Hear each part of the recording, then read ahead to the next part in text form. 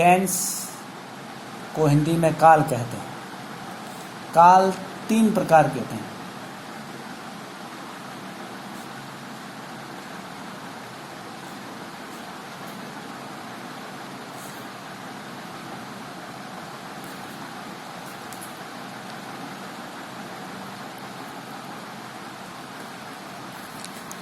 पहला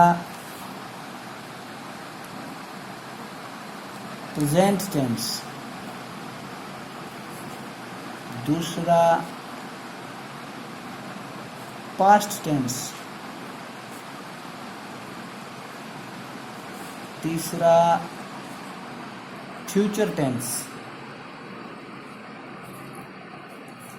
present tense यानी वर्तमान काल,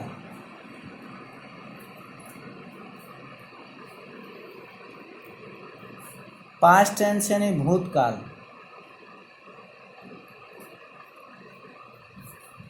फ्यूचर टेंस यानी भविष्य काल।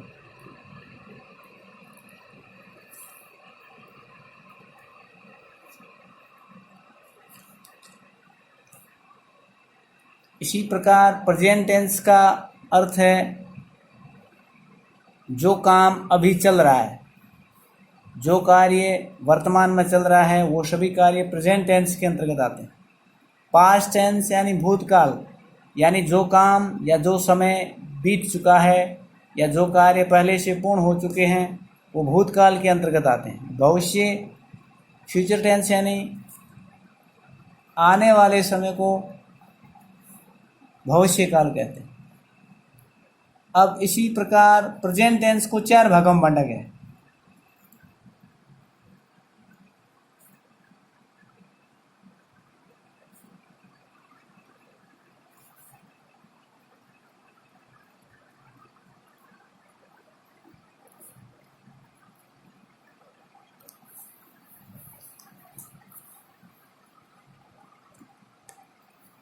पहला present simple tense,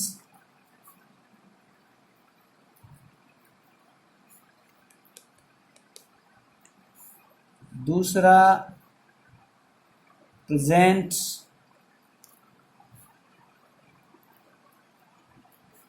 continuous tense, तीसरा प्रेजेंट परफेक्ट टेंस, चौथा present perfect continuous tense.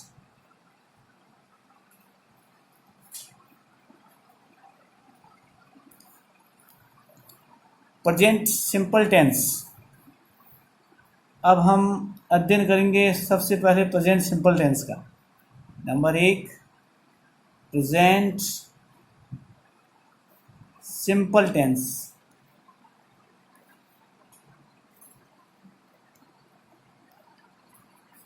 Present simple tense की पहचान है जिस वाक्य के अंत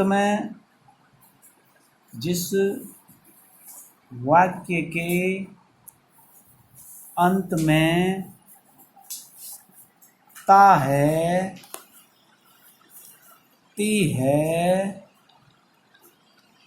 ते हैं आदि आए, वे वाक्य प्रेजेंट सिंपल टेंस के होंगे।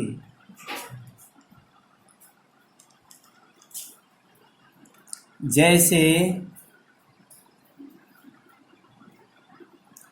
राम खेलता है, वे क्रिकेट खेलते हैं, गीता खाना बनाती है,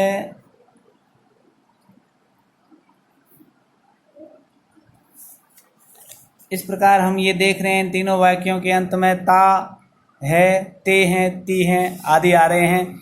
इस प्रकार हम ये पता कर सकते हैं कि जिस वाक्य के अंत में ता है, ती है, ते हैं, इस प्रकार से जो आते हैं ये प्रेजेंट सिंपल टेंस के अंतर्गत वाक्य आते हैं। प्रेजेंट सिंपल टेंस में दो सहायक क्रियाएं काम आती हैं। प्रेजेंट सिंपल टेंस में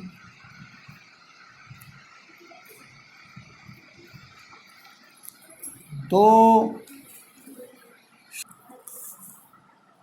काम में आती है या प्रयोग में आती है, कुछ भी कहें। पहली है डू और दूसरी है डज। डू सहायक क्रिया का प्रयोग, डू का प्रयोग बहुवचन संज्ञाओं के साथ होता है।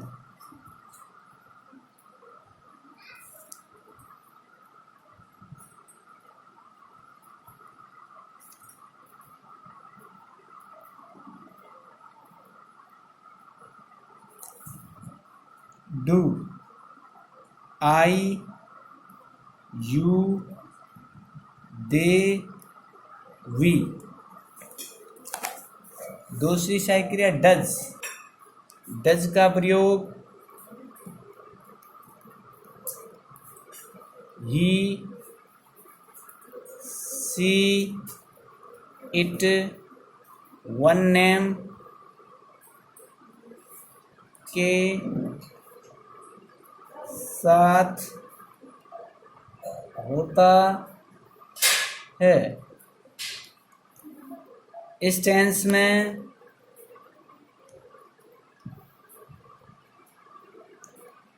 क्रिया की V1 फर्स्ट फॉर्म का प्रयोग होता है।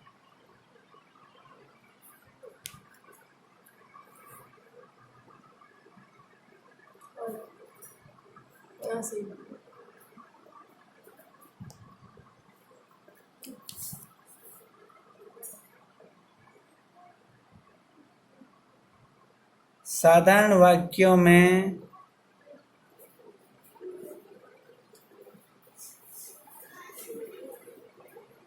हेल्पिंग वर्ब का प्रयोग नहीं होता है। केवल नेगेटिव एवं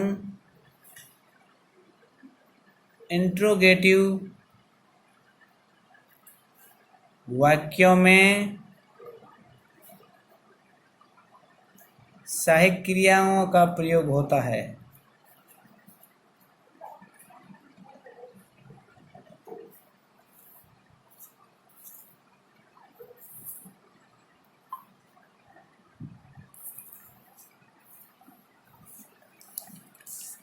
एक वचन संज्ञाओं से बनने वाले, एक वचन संज्ञाओं से बनने वाले साधारण वाक्यों में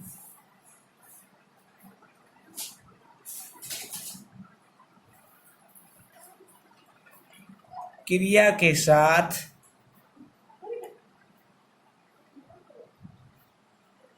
एस या ईएस लगता है। जैसे ही डज सहायक क्रिया का प्रयोग होता है,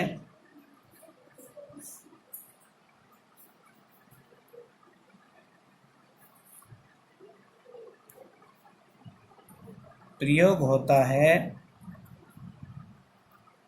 क्रिया से एस या ईएस जाता है।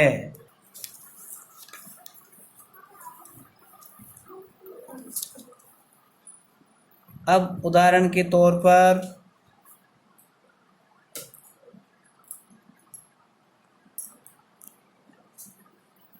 पर कुछ वाक्य नीचे दिए जा रहे हैं, जैसे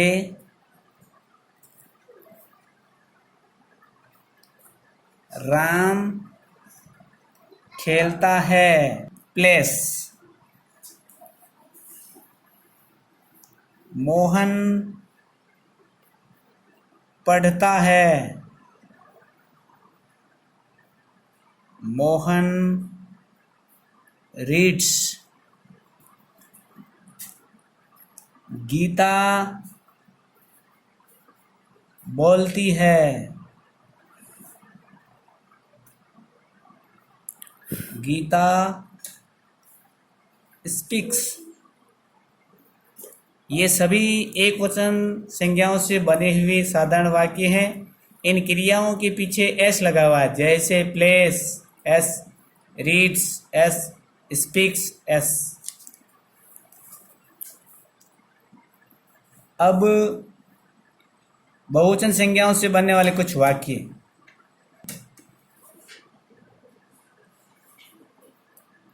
फर्स्ट, वे बाजार जाते हैं, दे गो टू मार्केट। आप पत्र लिखते हैं, you right letter.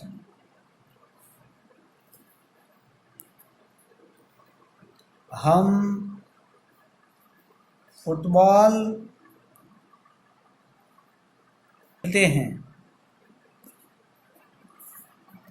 We play. विद्यार्थीगण कृपया ध्यान दें, ये बहुवचन संज्ञाओं से बनने वाले वाक्यों में क्रिया के पीछे एस या एस नहीं लगता है। केवल एक वचन संज्ञाओं से जो वाक्य बनते हैं उनकी क्रिया के साथ में एस या एस लगता है।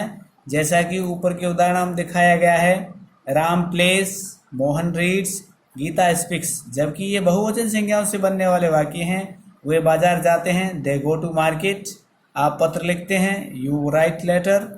हम फुटबॉल खेलते हैं, वी प्ले फुटबॉल। अब साधारण वाक्यों के सूत्र। Structure of simple sentence.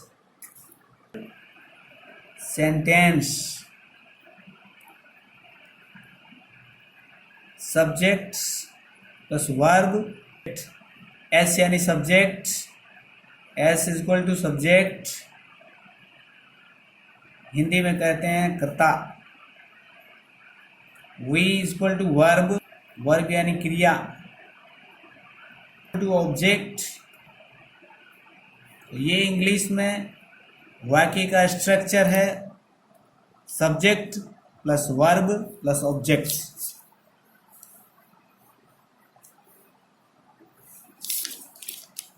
भी बनाएंगे, जैसे मोहन हिंदी पढ़ता है,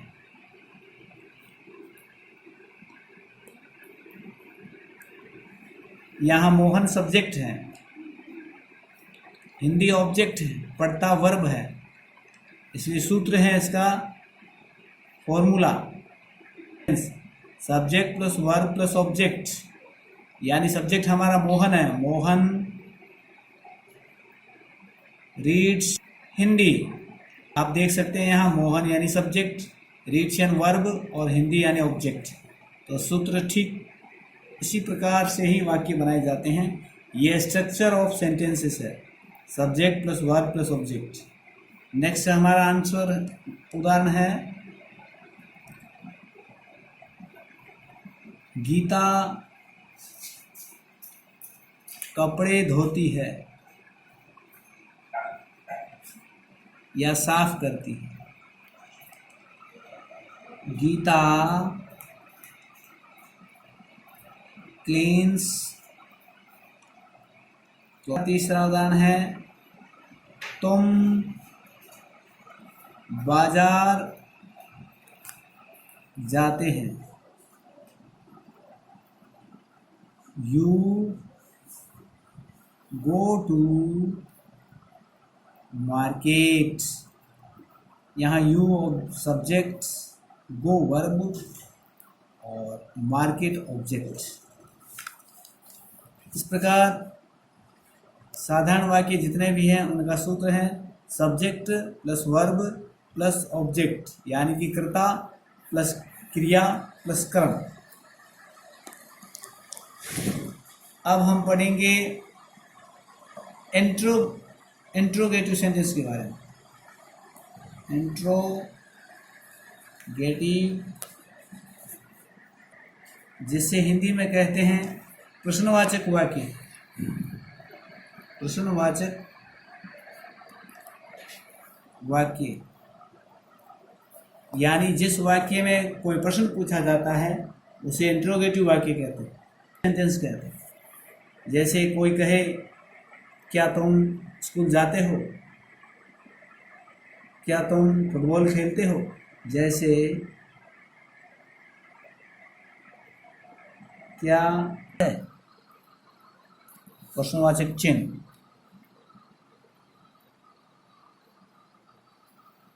अब इसका फॉर्मूला बनता है, इंट्रोगेटिव सेंटेंस का फॉर्मूला है does plus subject plus V1 plus object.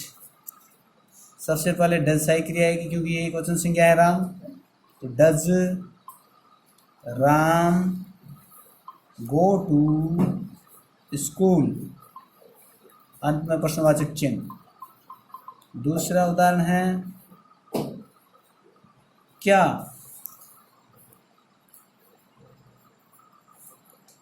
Meena चाय बनाती है,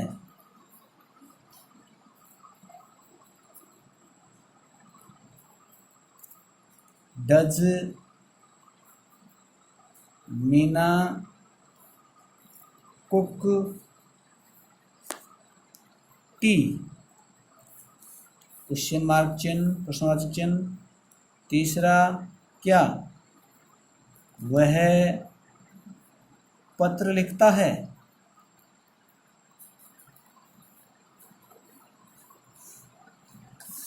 does he right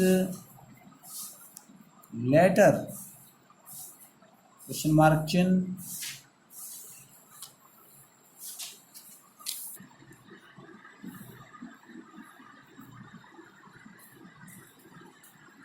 does Radha sing song,